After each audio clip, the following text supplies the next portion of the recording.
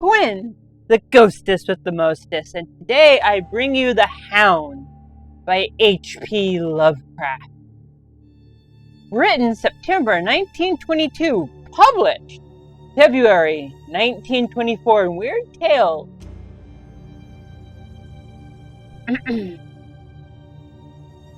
In my tortured ears, these sounds unceasingly, a nightmare whirring and flapping and a faint, distant baying as of some gigantic hound. It is not dream. It is not, I fear, even madness, for too much has already happened to give me these merciful doubts.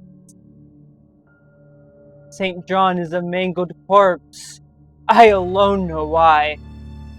And such is my knowledge that I am about to blow out my brains for fear I shall be mangled in the same way.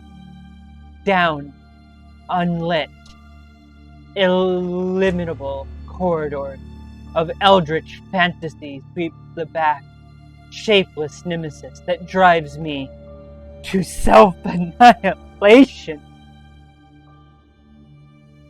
May heaven forgive the folly and morbidity which led us both to so monstrous a fate. Weary with the commonplaces of a prosaic world, where even the joys of romance and adventure soon grow stale, St. John and I had followed enthusiastically every aesthetic and intellectual movement which promised respite from our devastating ennui. The enigmas of the symbolists, the ecstasies of the pre-Raphaelite, all were ours in their time, but each new mood was drained too soon of its diverting novelty and appeal. Only the somber philosophy of the decadent could help us, and to this we found potent only by increasing gradually the depth and diabolism of our penetration. Baudelaire and Huysmans were soon exhausted of thrills, till finally there remained for us only the more direct stimuli of unnatural personal experiences and adventures. It was this frightful emotional need which led us eventually to that detestable course, which even in my present fear I mention with shame and timidity, the hideous extremity of human outrage, the abhorred practice of grave robbing. I cannot reveal the details of our shocking expedition, even partly the worst of the trophies adorning the nameless museum we jointly dwelt alone and servantly. Our museum was a blasphemous, unthinkable place for the satanic taste of neurotic virtuosa. We held, assembled, a universe of terror and a secret room far, far underground, where huge winged Davins, carven of basalt and onyx, vomited from wide grinning mouths. Weird green, orange light, hidden mnemonic pipes ruffled into kaleidoscopic dances of death. The line of red charnel things, hand in hand, woven in voluminous black hangings. Through these pipes came at will the odors of our moods most craved, sometimes the scent of pale funeral lily, sometimes the narcotic incense of imagined eastern shrines of the kingly dead, and sometimes, how I shudder to recall it, the frightful soul-upheaving stenches of the uncovered grave. Around the walls of this repellent chamber were cases of antique mummies, alternating with comely, lifelike bodies perfectly stuffed and cured by the taxidermist's art, and with headstones snatched from the oldest churchyards of the world. Niches here and there contained skulls of all shapes, heads preserved in various stages of dissolution.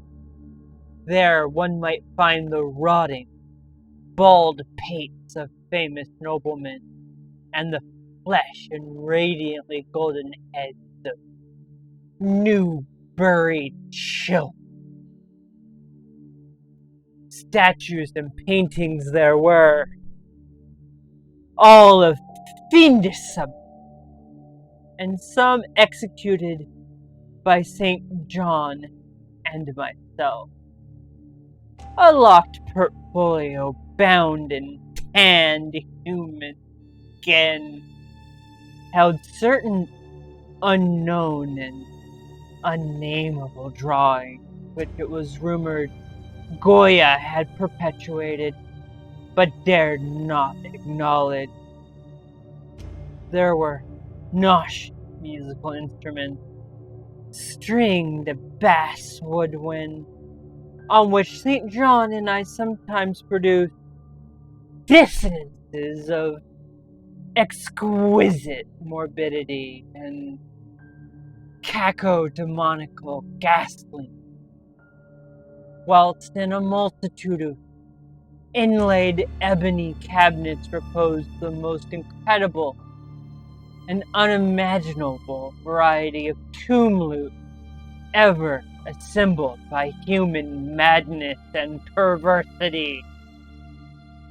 It is of this flute in particular that I must not speak. Thank God I had the courage to destroy it long before I thought of destroying myself.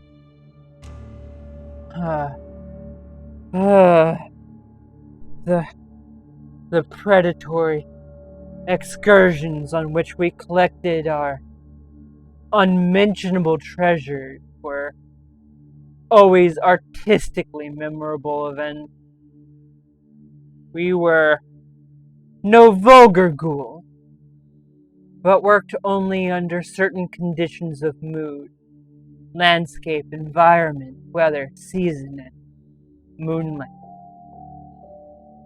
These pastimes were to us just the most exquisite form of aesthetic expression, and we gave their details a fastidious technical care.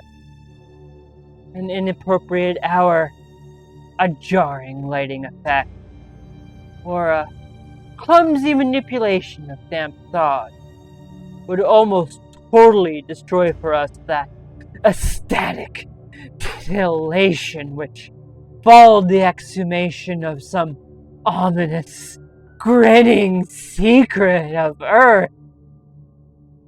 Our quest for novel scenes and pickwick conditions were feverish and insatiate. St. John was always the leader, and it was he who led the way to that last, mocking, accursed spot which brought us to our hideous and inevitable doom. By what malign fatality were we lured to that terrible Holland churchyard? I think it was the dark rumor and legendary, the tales of one buried for 5 centuries, who had himself been a ghoul in his time and had stolen a potent thing from a money spectre.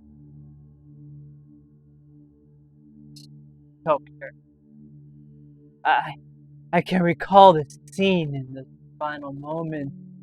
Oh, the pale autumnal moon over the graves casting long, horrible shadows, the grotesque trees grouping sullenly to meet the neglected grass and the crumbling slabs, the vast legions of strangely colossal bats that flew against the moon, the antique ivied church pointing a huge spectral finger at the livid sky, the phosphorescent insects that danced like death fires under the yews in a distant corner, the odors of mold, vegetation, and less explicable things that mingled feebly with the night wind over the far swamps and seas, and worst of all, the faint toned baying of some gigantic hound, which we could neither see nor definitely place. As we heard the suggestion of baying, we shuddered, remembering the tales of the peasantry, for whom we sought had centuries before found in this self-same spot, torn and mangled by the claws and teeth of some unspeakable beast. I remember how we delved into the ghoul's grave with our spades, and how we thrilled at the picture of ourselves. The grave, the pale watching moon, the horrible shadows, the grotesque trees, the titanic bats, the antique church, the dancing death fires, the sickening odors, the gently moaning night wind, and the strange half-heard directionless baying of whose objective existence we could scarcely be sure. Then we were struck. A substance harder than the damp mold, and beheld a rotting oblong box crusted with mineral deposits from the long, undisturbed ground. It was incredibly tough and thick, but so old that we finally pried it open and feasted our eyes on what it held. Much, amazingly much, was left of the object despite the lapse of 500 years. The skeleton, though crushed in places by the jaws of the thing that had killed it, held together with surprising firmness, and we gloated over the clean white skull, its long, firm teeth, and its eyeless sockets that had glowed with a charnel fever like our own. In the coffin lay an amulet of curious and exotic design, which had apparently been worn around the sleeper's neck. It was the oddly conventionalized figure of a crouching winged hound or sphinx with a semi-canine face, and was exquisitely carved in an antique oriental fashion from a small piece of green jade. The expression of its features were repellent in the extreme, savoring at once of death, bestiality, and malevolence. On the base was an inscription in characters which neither St. John nor I could identify, and on the bottom, like a maker's seal, was graven a grotesque and formidable skull. Immediately upon beholding this amulet, we knew that we must possess it, that this treasure was a loan for our logical pelf from the centuried grave. Even had its outlines been unfamiliar, we would have desired it. But as we looked more closely, we saw that it was not wholly unfamiliar.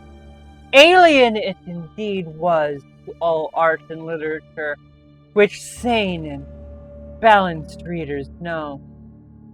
But we recognized it as the thing hinted of in the forbidden Necronomicon of the mad Arab Abdul al-Hazard, the ghastly soul symbol of the corpse-eating cult of inaccessible Ling in Central Asia.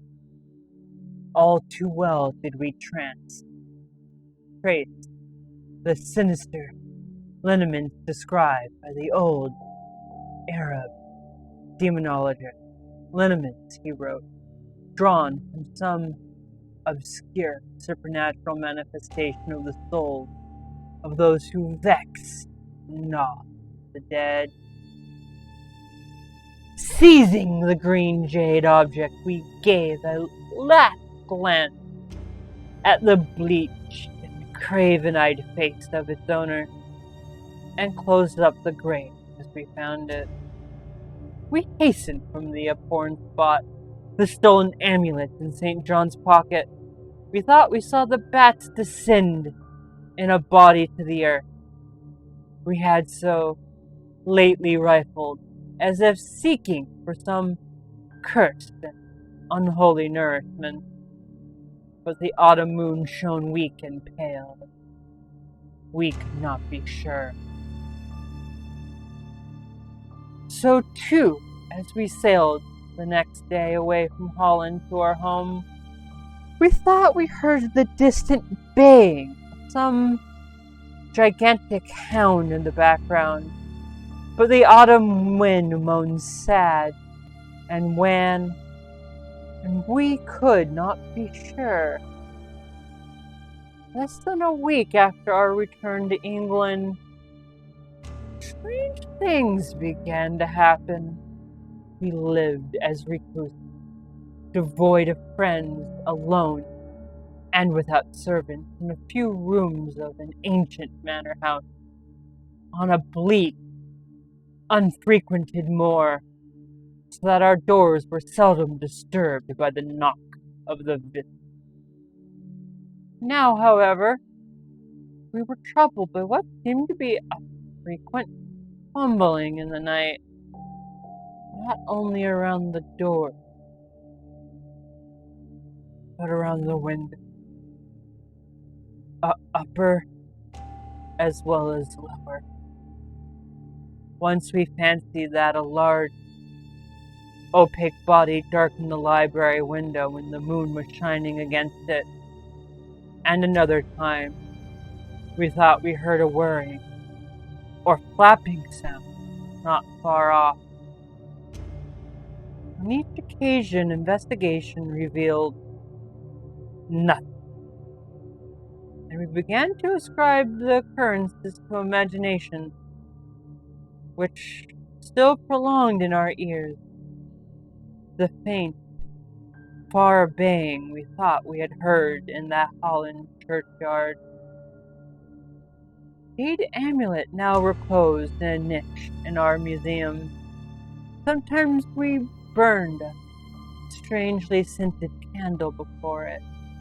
We read much in Al-Azhar's Necronomicon about its properties and about the relation of ghost souls to the object symbolized, and were disturbed by what we read. Then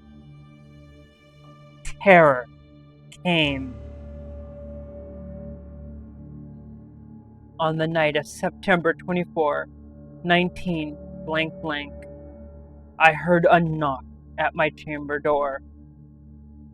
Fancying it St. John, I bade the knocker enter, but was answered only by a shrill laugh There was no one in the corridor, and I aroused St. John from his sleep. He professed entire ignorance of the event and became as worried as I. It was night that the faint, distant bang over the moor became to us a certain and dreaded reality. 4 days later, whilst we were both in the hidden museum, there came a low, cautious scratching at the single door which led to the secret library staircase. Our alarm was now divided, for, besides our fear of the unknown, we had always entertained the dread that our grisly collection might be discovered. Extinguishing all lights, we proceeded to the door, and threw it suddenly open, whereupon we felt an unaccountable rush of air, and heard, as if receding far away, a queer combination of rustling, tittering, and articulate chatter. Whether we were mad, or dreaming, or in our senses, we did not try to determine. We only realized, with the blackest of apprehension, that the apparently disembodied chatter was beyond a doubt in the Dutch language. After that, we lived in growing horror and fascination. Mostly, we held to the theory that we were jointly going mad from our life of natural excitement. Sometimes it pleased us more to dramatize ourselves as the victims of some creeping and appalling doom. Bizarre manifestations were now too frequent to count. Our lonely house was seemingly alive in the presence of some alive being whose nature we could not guess. And every night the demoniac bang rolled over the windswept moor, always louder and louder. On October 29, we found in the soft earth beneath the library window a series of footprints utterly impossible to describe. They were as baffling as the hordes of great bats which haunted the old manor house in unprecedented and increasing numbers. The horror reached culmination on November 18th, when St. John, walking home after dark from the dismal railway station, was seized by some frightful carnivorous thing and torn to ribbons.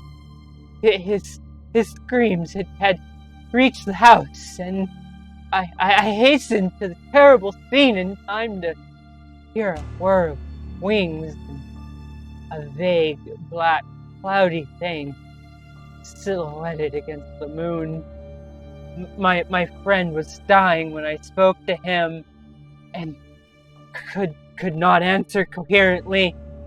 All he could do was to whisper, "The amulet! That damned thing!" Then he collapsed, an inert mass of mingled flesh.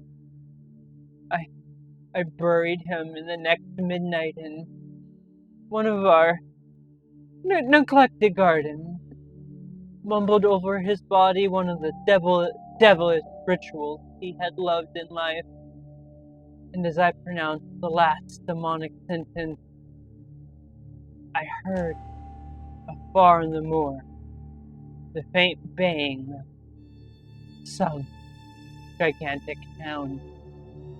The moon was up, but I dared not look at it, and when I saw, on the dim-lighted moor, a wide, nebulous shadow leaping from mound to mound, I shut my eyes and threw myself face down upon the ground.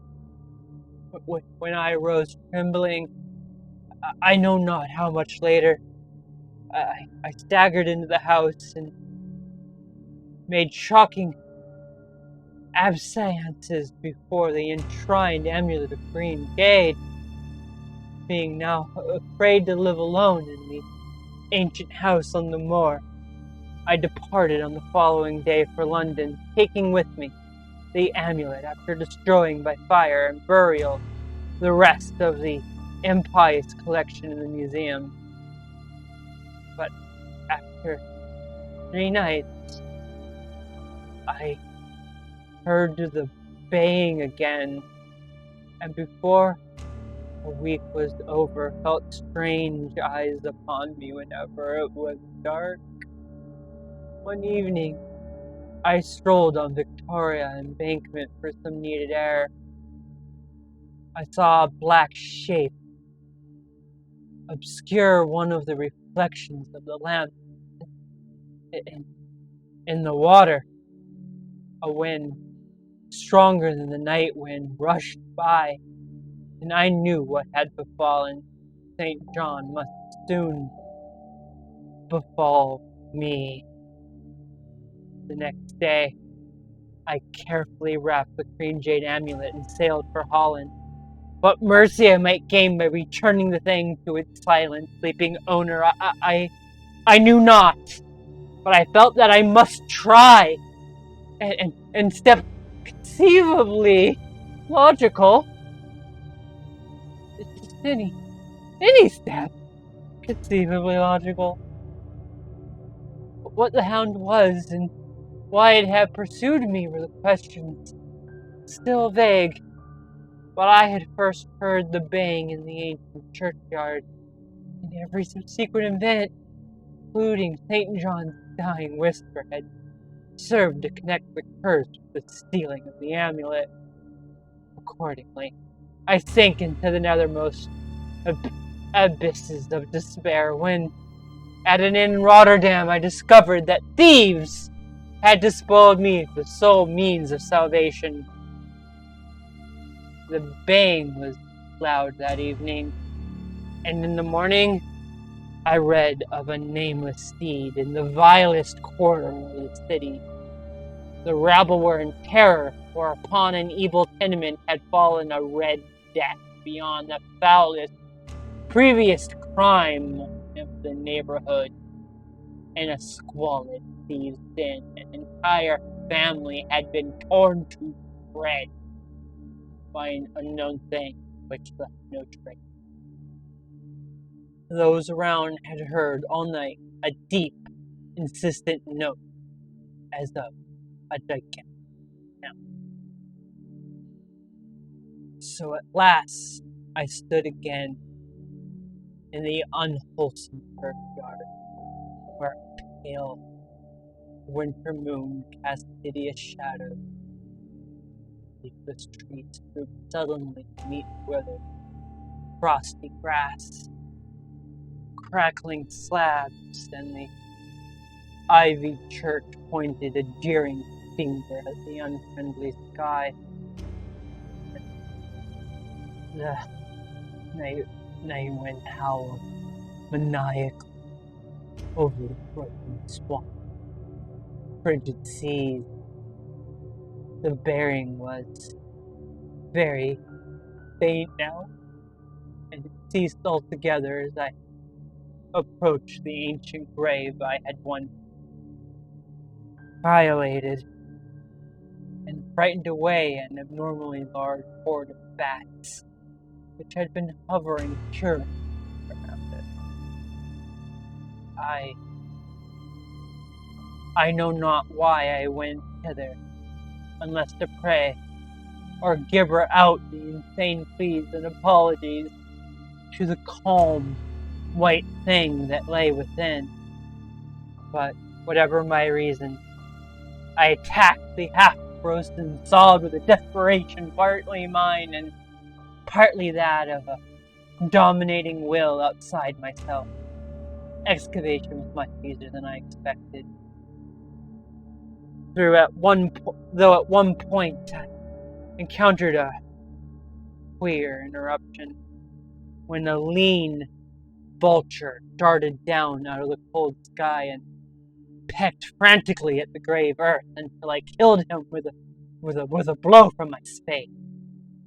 Finally, I reached the rotting oblong box and removed the damp nitrous cover.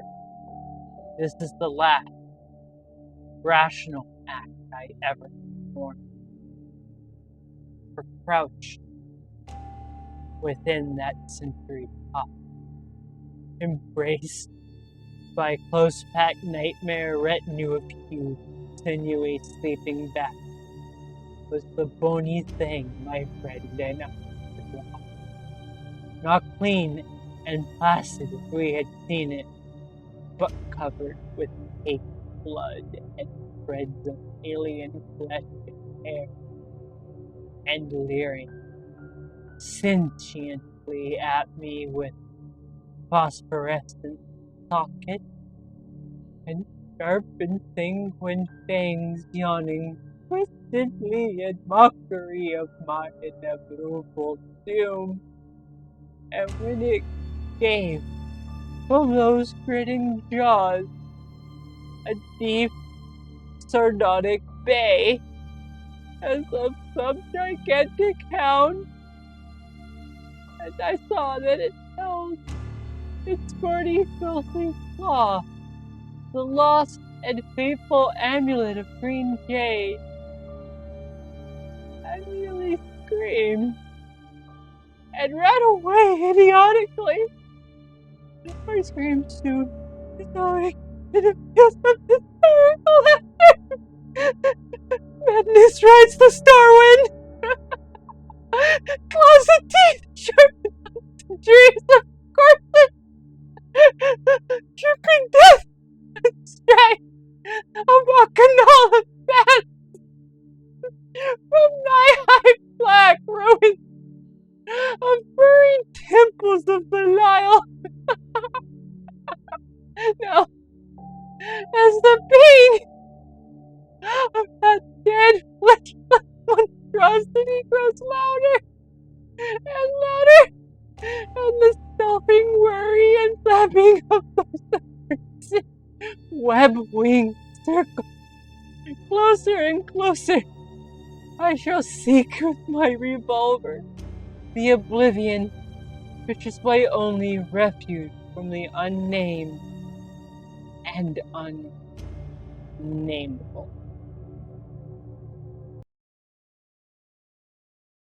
Alright. So, chat, what did you think?